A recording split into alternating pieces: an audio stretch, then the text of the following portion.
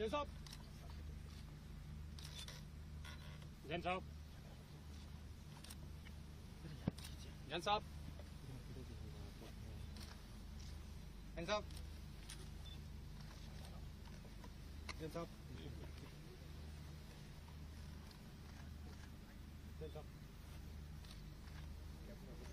जैन साहब,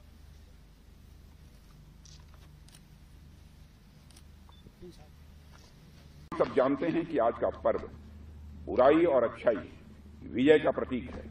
आज ही के दिन भगवान राम ने रावण का वध किया था। भगवान राम ने बुराई के प्रतीक रावण पर जब विजय हासिल की थी तो वह विजय राम ने सिर्फ अपने लिए हासिल नहीं की थी। राम ने वह लड़ाई पूरी मानवता के लिए लड़ी थी। वह विजय सिर्फ भगवान राम की विजय नहीं थी, बल्कि वह मानवता की विजय थी।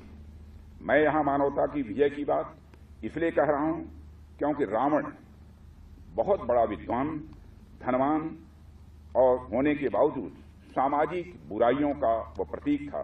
वह अधर्म का प्रतीक था, वह असत्य का प्रतीक था। और भगवान राम उस बुराई, उस अधर्म और उस असत्य के विरुद्ध लड़ रहे थे। भगवान राम की रावण से कोई व्यक्तिगत दुश्मनी नहीं थी। भगवान राम ने किसी घृणा में आकर रावण से युद्ध नहीं किया, बल्कि उन्होंने रावण से युद्ध इसलिए किया क्योंकि रावण मानवीय मूल्यों के सर्वथा विरुद्ध था। भगवान राम की वही प्रेरणा मैं हमारे सैनिकों के भीतर देखता हूं।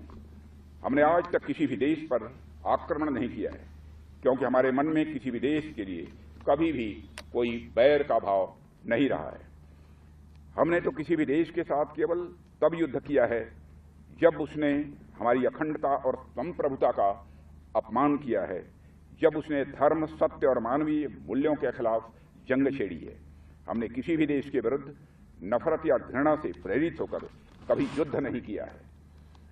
ये हम भारतवासियों के संस्कार हैं साथियों, जो हमें विरासत में मिले हैं। हम इस अनमोल विरासत को आगे भी बरकरार रखेंगे। यह संकल्प भी विजयादशमी के पावन पर्व पर हम सबको लेने की आवश्यकता है। पर कहीं अगर हमें हमारे हितों पर आंच दिखी तो मैं यहां यह भी स्पष्ट कर देना चाहता हूं कि हम कोई भी बड़ा कदम उठाने से पीछे नहीं हटेंगे। साथियों, मैं इस बात का देशवासियों को विश्वास दिलाता हूं। साथियों, किसी भी वस्तु की पूजा करने का यह स्पष्ट संकेत होता है कि जरूरत पड़ने पर उसका पूरी ताकत के साथ प्रयोग किया जाएगा। यह आयोजन आप लोगों की सतर्कता और नेशनल सिक्योरिटी के प्रति जवाबदेही को यह सूचित करता है। वैसे तो हम देख रहे हैं कि हमारी सीमाओं पर सेनाओं की मुस्तैदी के चलते कहीं किसी प्रकार की कोई घटना की संभावना दिखाई नहीं देती है।